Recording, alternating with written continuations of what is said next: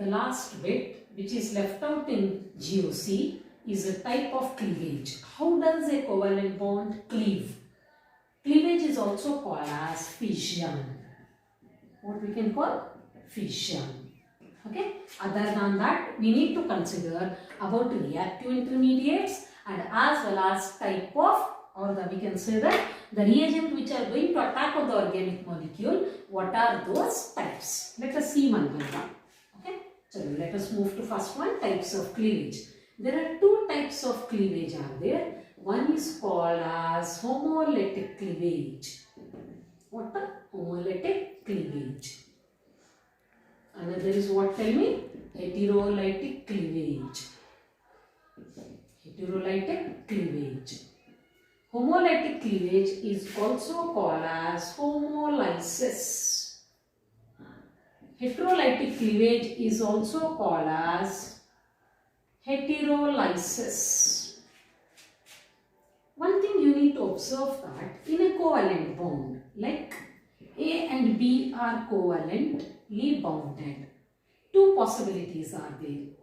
A and B are of same kind to attract a shared pair of electron.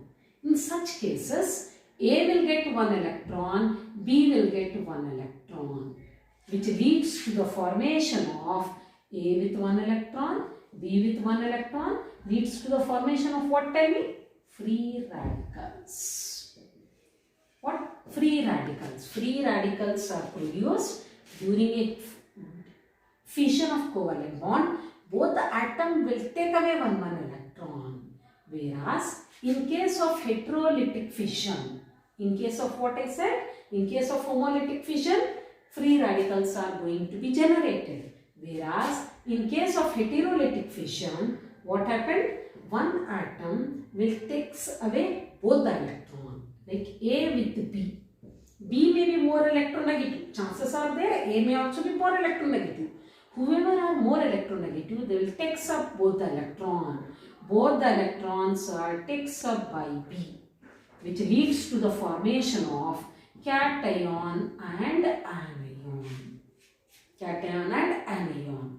Actually, what we are getting during homolytic fission and the heterolytic fission, what we are getting the species like free radical, cation and anion, all these are reactive intermediates. Children, have you heard about reactive intermediates? Always remember that any reaction, during the reaction mechanism, what happened? Substrate are converted into intermediate. Substrate, when it is attacked by reagent. Substrate, when attacked by reagent, they are going to form a complex in between, which is called as reactive intermediate. Reactive what? Intermediate. And always remember that these reactive intermediates are in the activated state. They are highly reactive, least stable. These reactive intermediates are further converted into products. What I said just now, during homolytic fission and heterolytic fission, what we are going to get the free radical, cation, anion, as what, where we are going to observe? We are going to observe a reaction intermediate. Now let us move to one by one. What are reactive intermediates? How to compare their stability? This is most important point. Because when you go to the second year syllabus, you will see that 90% of the syllabus, when it is organic, many of the questions they have asked based upon stability. Functional group will be different, but they may be carrying positively charged, they may be carrying negatively charged, or they may be carrying free radical. But all are having different lifespan. Why it is so? On what basis we can decide their lifespan? That we'll see one by one. Okay.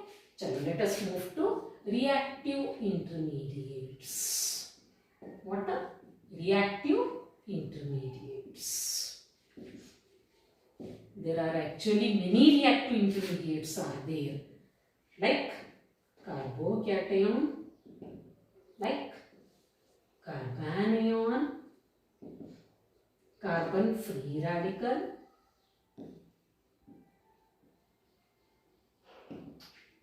Other than these three, they have mentioned up to PU syllabus. Other than this, even we are having carbenes, nitrines, and benzene. Benzene, not benzene, ZYN. These three actually they have not mentioned in NCERT syllabus. That's why we are not going to compare. But one carbene mechanism we are having in the second year related with a Riemann-Tiemann reaction. That is, when phenol undergoes Riemann-Tiemann reaction, either it will produce salicylaldehyde or salicylic acid. There we are going to discuss this mechanism. Let us move to one by one reactive intermediate. First reactive intermediate is carbon-free radical. Let us move to first one. In detail, we will go from top to bottom. First is what? Tell me. Carbon-free radical. First one is what? Carbon-free radical. How to represent? Carbon with one dot. What does it mean? The total number of electrons are 7. Total number of electrons will be, how many are there? 7. But it is electrically neutral. Electrically neutral. Neutral. Paramagnetic in nature. Paramagnetic in nature. This is the lone reactive intermediate which is paramagnetic in nature. Carbon with one dot. If somebody will ask us how to identify carbon-free radical, simple way we can say that whenever the covalent bond undergoes homolytic fission, it leads to the formation of carbon-free radical, which is very highly reactive. Do you know that amongst all, highest reactivity is carbon-free radical. Highest reactive means what? Least stable. Okay, number of electrons will be 7. They are electrically neutral, but they are paramagnetic in nature. Now the question arises that whether all the carbon-free radical will be having same stability or different, on what basis? One thing you need to remember that, as I said in the previous videos, electron releasing group stabilizes carbon-free radical. Very important note. Stabilizes carbon-free radical. Why will you understand, children? Because they need one more electron to fulfill their octet. And octet rule already we have studied in first year syllabus. That's why we can say that electron releasing group stabilizes carbon-free radical, or resonance also will stabilize. Resonance. You know very well, resonance are nothing but delocalization of loosely held electron. And resonance takes place to make the molecule more stable. Resonance will also stabilizes carbon-free radical. Whenever you are writing with respect to carbon-free radical, one mnemonic you need to remember. HELP. Help. What is this help? Free radicals are generated at high temperature. Temperature should be high. It should be more or equal than 500 degrees Celsius. By passing electricity. What? By passing. They are formed by passing electricity. They are formed in presence of light. In presence of UV light or HV. P in presence of peroxide. This is the mnemonic for carbon-free radical. So what I said, that electron releasing group stabilizes carbon-free radical. Which electronic effect have been explained? This one related with carbon-free radical? Positive inductive effect. Therefore, we can say that in other way, positive inductive effect stabilizes carbocation. What my point? How we are going to correlate electronic effect along with stability. One thing you need to remember, that every molecule, without involving any of the type of electronic effect, we cannot imagine their properties, we cannot imagine their stability.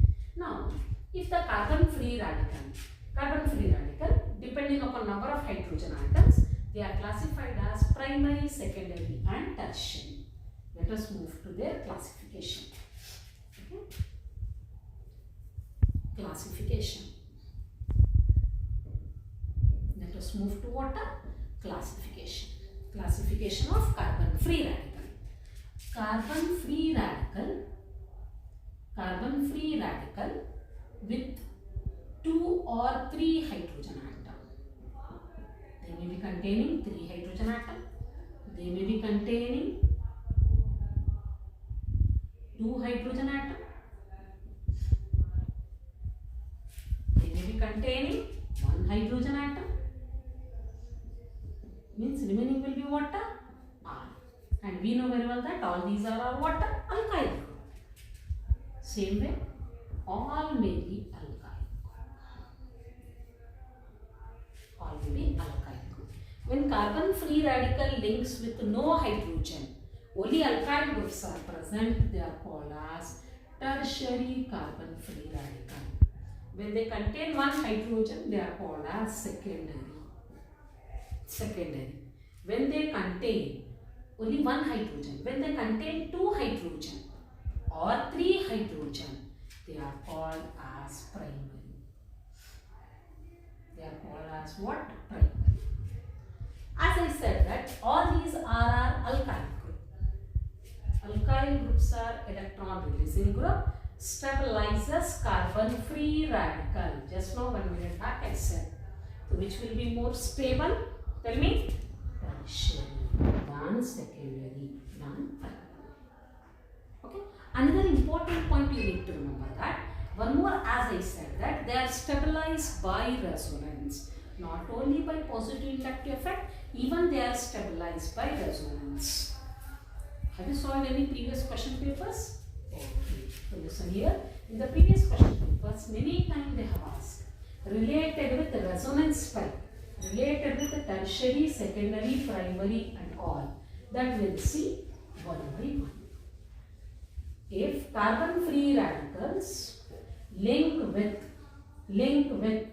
3-phenyl group, carbon-free radical link with 3-phenyl group, they are called as triphenyl carbon-free radical. They are more stable as compared to diphenyl carbon-free radical than 1-phenyl. What we can call for this? Tell me. Benzylic. This will be diphenyl. This will be triphenyl. We should write once again, all are free radical. All are what? Free radical. It means that here we said the reason based upon positive inductive effect. Here we need to say the reason based upon resonance. Okay? Let us club both. When we club both, always remember that resonance will be dominating. Therefore, whenever we are writing with respect to, let us start from here only, benzyl free radical are more stable than tertiary, than secondary, than primary, than methyl free radical. As I said that methyl and the ethyl both are primary. Both are primary. That's why we can say that because methyl contains no electron releasing group, that's why we can write it the last.